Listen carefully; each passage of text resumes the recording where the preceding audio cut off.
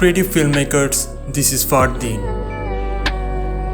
তৌহিদ আফ্রিদির মতো থাম্বনেল এইটা নিয়ে ইউটিউবে অসংখ্য ভিডিও রয়েছে, তবে কোনো ভিডিওতে একুরেট তথ্য নেই। বাট আজকে বাংলাদেশের অন্যতম গ্রাফিক্স ডিজাইনার ইয়াসিন আবির আমাদেরকে শিখাবে কিভাবে তৌহিদ আফ্রিদির মতো থাম্বনেল তৈরি করতে হয়।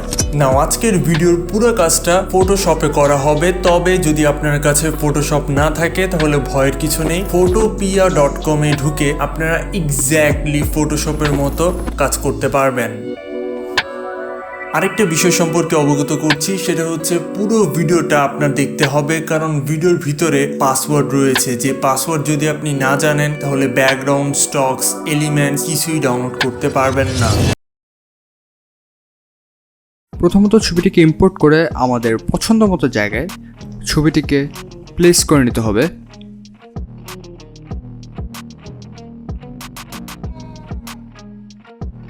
পেন টুল দিয়ে সাবজেক্টটি মার্ক করে নিতে হবে।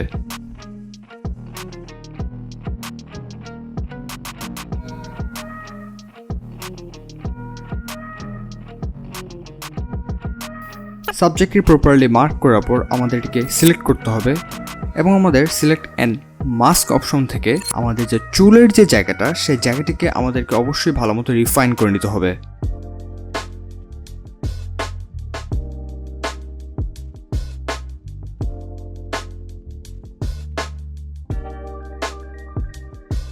আমাদের এটিকে নিউ লেয়ার স্টাইলে সেভ করে নিতে হবে।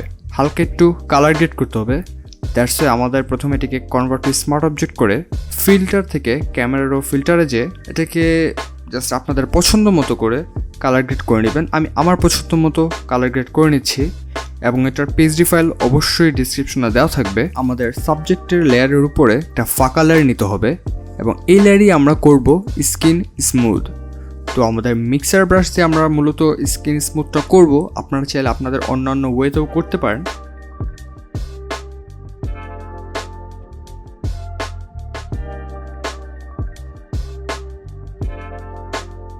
স্কিন স্মুথ হয়ে যাওয়ার পর এখন আমাদের ডডজ অ্যান্ড বার্ন করতে হবে, যেটা আমরা তৌহিদ আফ্রিদির থাম্বনেলে বেশিরভাগ সময় দেখে থাকি যে প্রচুর পরিমাণে ডডজ অ্যান্ড বার্ন করা হয় সাবজেক্টের উপর।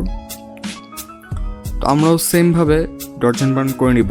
তো আমাদের প্রথমে বার্ন করব, মানে আমাদের যে জায়গাগুলোতে শ্যাডো দরকার সেই জায়গাগুলোতে আমরা জাস্ট ব্রাশ দিয়ে সোয়াইপ করব বার্ন অপশনে ক্লিক করে। প্রপারলি বার্ন করার পর এখন আমাদের হাইলাইট পার্টগুলোকে ডজ করতে হবে।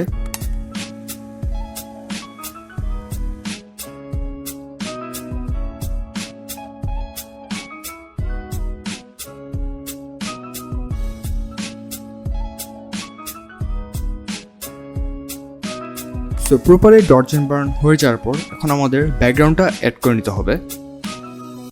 তো আমি একটা সি বিচের ব্যাকগ্রাউন্ড নিচ্ছি, যেহেতু জাস্ট এটা একটা এক্সাম্পল হিসেবে দেখানোর জন্য।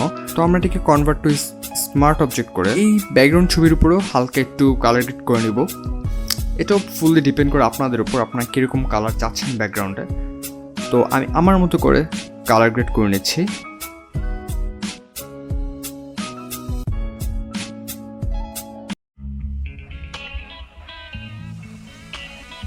কালার গ্রেড করার পর আপনাদের সুবিধার্থে আমি সাবজেক্টটিকে আলাদা একটি গ্রুপে কনভার্ট করে ফেলতেছি এবং এটা একটা পছন্দ মতো নাম দিয়ে দিলাম সাবজেক্ট। এখন আপনাদেরকে সাবজেক্টের সাথে ব্যাকগ্রাউন্ডের মিল রাখার জন্য ব্যাকগ্রাউন্ডটিকে হালকা কালার কারেকশন করতে হবে, কালার ব্যালেন্স করতে হবে। তো আমরা ব্যাকগ্রাউন্ডটিকে কালার ব্যালেন্স করে নিই। অবশ্যই কালার ব্যালেন্স করার সময় মাথায় রাখতে হবে যাতে সাবজেক্ট অ্যান্ড ব্যাকগ্রাউন্ডের কালার সেম থাকে, ম্যাচ খায়। যদি দুইটা দুই রকমের হয় তখন দেখতে ভালো লাগবে না জিনিসটা। মেনলি ভালো মতো কম্পোজিশন করতে পারলে ডিজাইনটা দেখতে এমনি অনেক সুন্দর লাগবে। এখন আমরা সাবজেক্টের উপরে হালকা একটু গ্লো অ্যাড করব ইনার শ্যাডো দিয়ে, কারণ আপনারা দেখতে পাচ্ছেন ব্যাকগ্রাউন্ডে অনেক লাইট, সেই জন্য আমরা জাস্ট সেই লাইটটা যাতে সাবজেক্টের উপর পড়তেছে এরকম একটা ফিল দেওয়ার জন্য সাবজেক্টের উপর একটা ইনার শ্যাডো অ্যাড করব।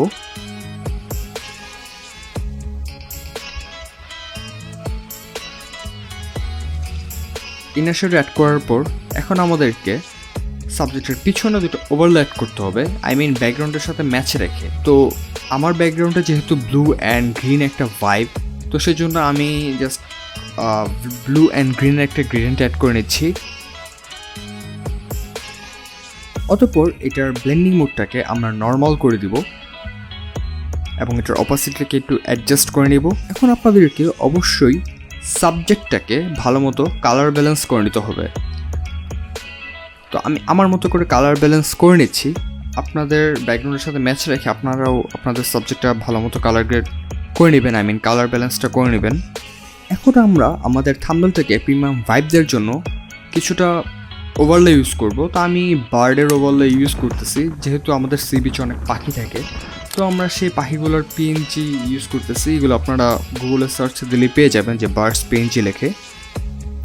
তো আমার যেখানে যেখানে পাখি দরকার সেখানে অ্যাড করে এটাকে একটা গ্রুপে কনভার্ট করব এবং সেটাকে মাস্কিং করে আমাদের যে অতিরিক্ত পাখিগুলো, সেই পাখিগুলোকে আমরা রিমুভ করে ফেলবো।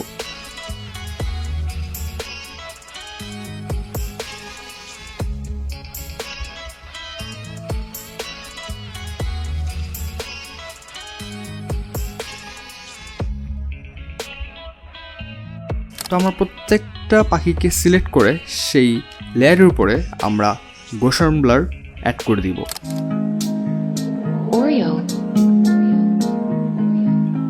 ব্লার অ্যাড করার পর এখন আমাদের পাখিগুলোর উপর শ্যারন হাইলাইট অ্যাড করতে হবে। তো সেই জন্য আমরা সেমভাবে ডডজ অ্যান্ড বার্ন ইউজ করব।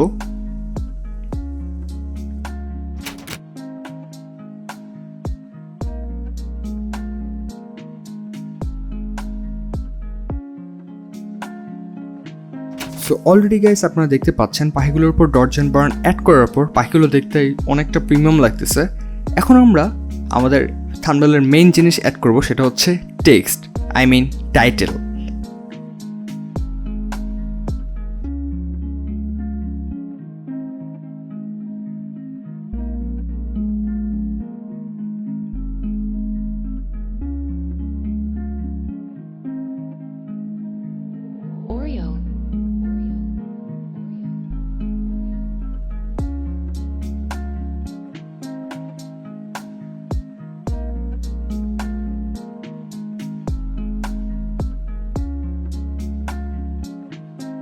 গুলো বসানোর পর এখন আমাদের টেক্সটের চারপাশে স্ট্রোক এড করতে হবে। অবশ্যই খেয়াল রাখতে হবে স্ট্রোকগুলো যেন কোনো ডিপ কালারের হয়। স্ট্রোক অ্যাড করার পর এখন আমাদের টেক্সটের মাঝে যে ফাঁকা জায়গাগুলো, সেই ফাঁকা জায়গাগুলোকে আমাদেরকে পূরণ করে দিতে হবে। তো আমরা ফাঁকা লেয়ার নিব একটা, ইএমপি লেয়ার নিব আমাদের টেক্সট লেয়ারের পিছনে, এবং আমাদের যে ফাঁকা জায়গাগুলো সেগুলো আমরা পূরণ করে দিব।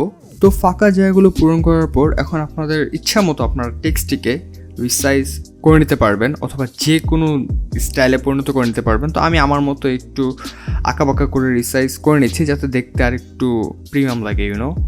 টেক্সটের উপর কোনো ওভারলে অ্যাড করতে পারেন আপনাদের ভিডিও রিলেটেড, যাতে দেখতে আর একটু আইকেচি লাগে। তো আমি আমার মতো করে জাস্ট কক্সবাজার রিলেটেড একটা ওভারলে অ্যাড করে নিচ্ছি। জাস্ট নাম লিখে পিএনজি লিখলে গুগলে অসংখ্য ওভারলে পেয়ে যাবেন।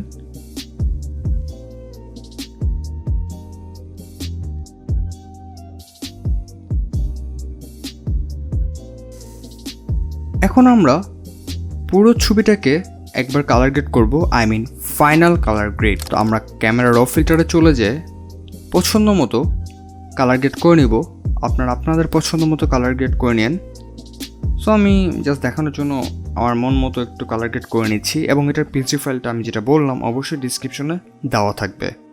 সো ফাইনাল কালার গ্রেড হয়ে যাওয়ার পর আমরা এটার উপর একটা হালকা ব্ল্যাক বা কোনো ডিপ কালারের একটা পেছন দিয়ে একটা গ্রেডিয়েন্ট অ্যাড করে নিব।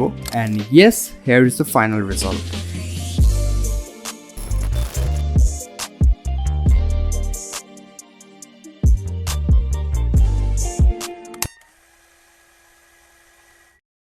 অসংখ্য ধন্যবাদ আজকের এই ভিডিওটি না টেনে শেষ অবধি দেখার জন্য। অবশ্যই আপনাদেরকে রিকোয়েস্ট করব এই চ্যানেলটাকে সাবস্ক্রাইব করার সাথে সাথে ইয়াসিন আলী আবির ভাইয়ের চ্যানেলটা অবশ্যই ভিজিট করবেন। উপরে আই কার্ডে আমি লিঙ্ক দিয়ে দিব অথবা ডেসক্রিপশন বক্সের প্রথম লিঙ্কটা চেক করুন। এনিওয়ে, দেখা হচ্ছে খুব শীঘ্রই নতুন কিছু নিয়ে। জেল ব্রো।